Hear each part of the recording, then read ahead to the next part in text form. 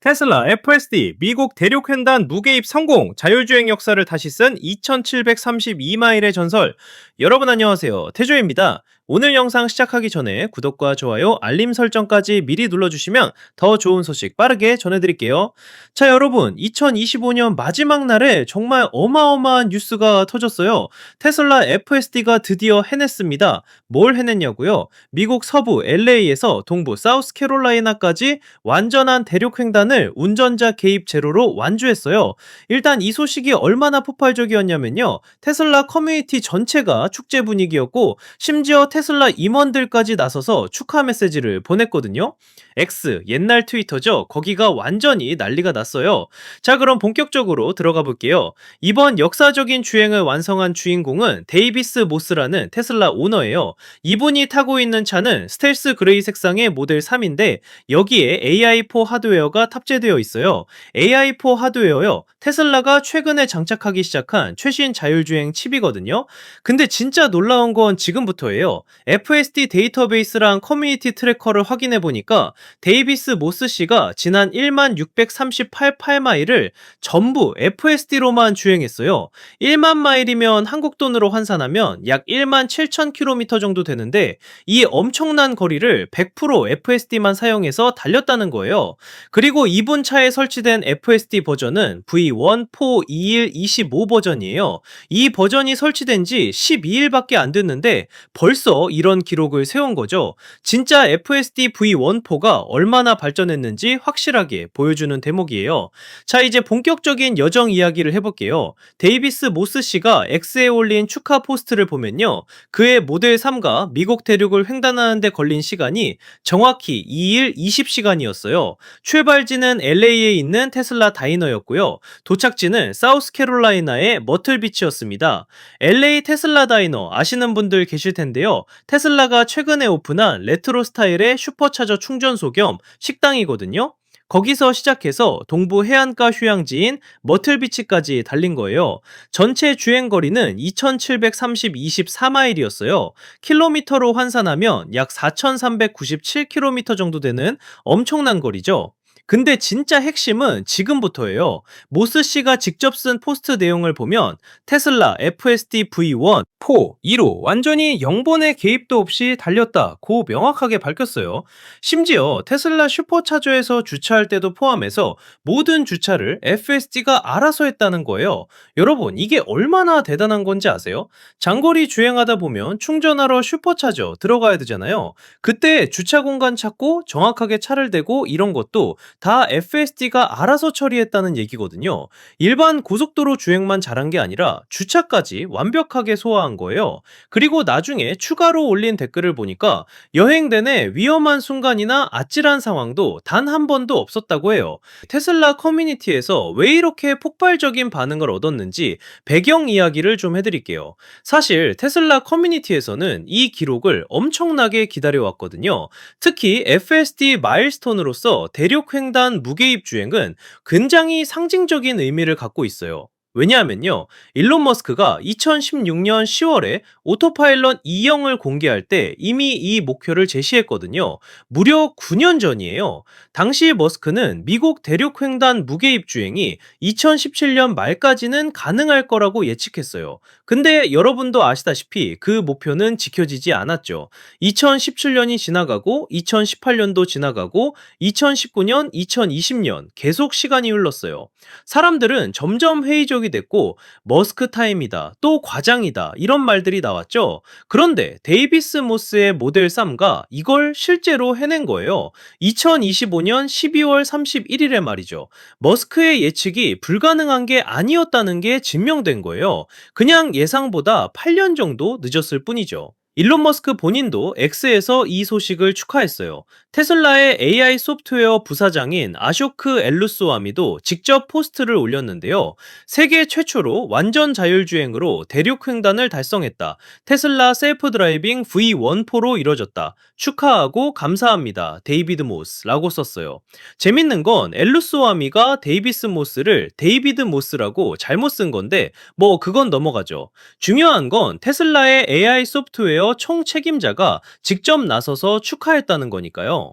테슬라 북미 공식 계정도 움직였어요. FSD 슈퍼바이즈드로 스스로 대륙을 횡단한 최초의 테슬라 0번의 개입 모든 주행이 FSD라고 짧고 강렬하게 발표했어요.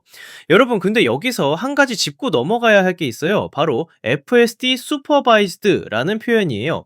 테슬라는 현재 자사의 자율주행 시스템을 FSD 슈퍼바이즈드라고 부르고 있거든요. 왜냐면 아직은 운전자가 언제든지 개입할 준비를 하고 있어야 하는 레벨 2 자율주행이기 때문이에요.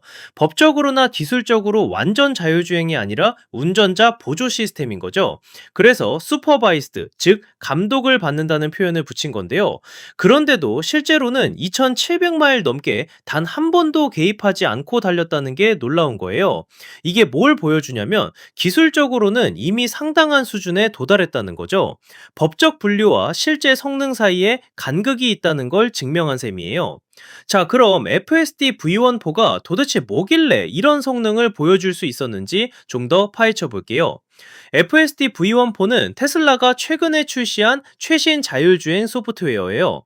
이전 버전들과 비교해서 엄청난 발전을 이뤘다고 평가받고 있거든요. 특히 도심주행, 복잡한 교차로, 비보호 좌회전 이런 어려운 시나리오에서의 성능이 크게 향상됐어요. 그리고 고속도로에서도 더 자연스럽고 부드러운 주행을 보여주고 있고요. 데이비스 모스가 사용한 버전은 V1포 2125인데 이건 V1포의 세부 업데이트 버전이에요. 테슬라는 계속해서 업데이트를 통해 FSD를 개선하고 있거든요. 실제 사용자들의 데이터를 받아서 신경망을 학습시키고 문제가 생긴 부분을 수정하고 이런 식으로 진화하고 있어요. 그리고 모스의 모델 3에 탑재된 AI4 하드웨어도 한몫했을 거예요. AI4는 테슬라의 4세대 자율주행 컴퓨터인데요. 이전 세대인 HW3보다 훨씬 강력한 연산 능력을 가지고 있어요. 더 많은 데이터를 더 빠르게 처리할 수 있죠. 카메라로 들어오는 영상 정보를 실시간으로 분석하고 주변 차량과 보행자의 움직임을 예측하고 최적의 주행 경로를 계산하고 이 모든 걸 순식간에 처리해야 하는데 AI4 칩이 그걸 가능하게 만든 거예요. 자, 그럼 이번 대륙 횡단의 구체적인 여정을 좀 더 상상해 볼게요. LA의 테슬라 다이너에서 출발했다고 했죠? 거기서 동쪽으로 향하는 고속도로에 진입했을 거예요. 아마 I-10이나 I-40 같은 주요 고속도로를 이용했을 텐데요.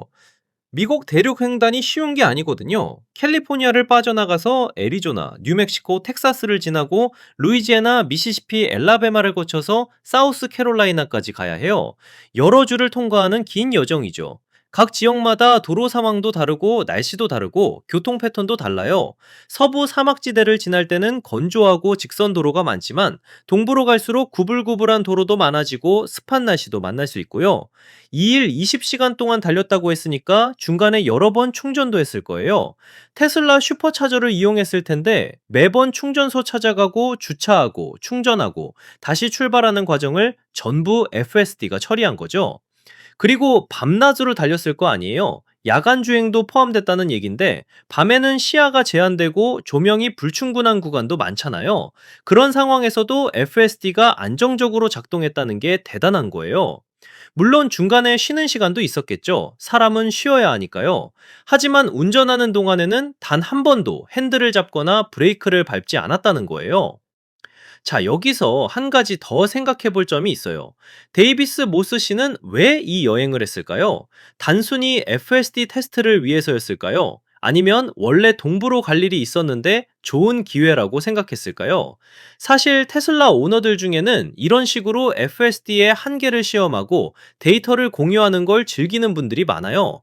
일종의 얼리 어답터 정신이랄까요? 새로운 기술이 얼마나 발전했는지 직접 확인하고 커뮤니티와 정보를 나누는 거죠.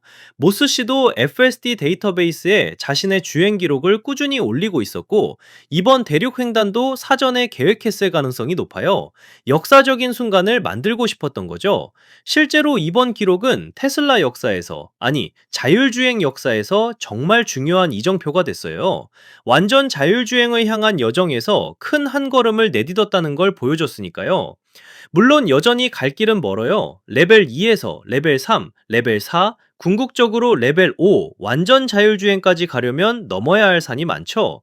규제 문제도 있고 안전성 검증도 더 필요하고 예상치 못한 극단적 상황에 대한 대응 능력도 계속 개선해야 해요.